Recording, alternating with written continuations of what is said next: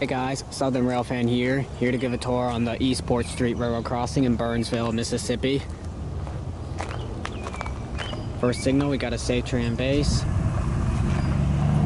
Safetran gate mechanism.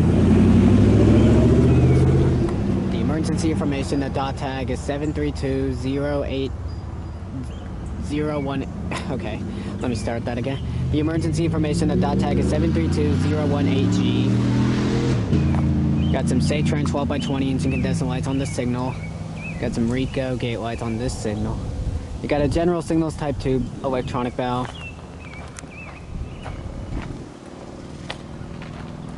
Here's facing east toward Jefferson Street.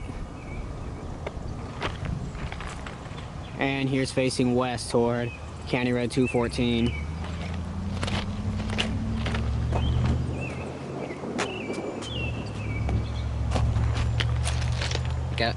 Got a Safetran base on the second signal.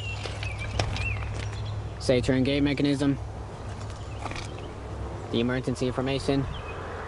More Safetran 12x20 inch incandescent lights. Same with these ones as well. Got some RECO gate lights on that signal.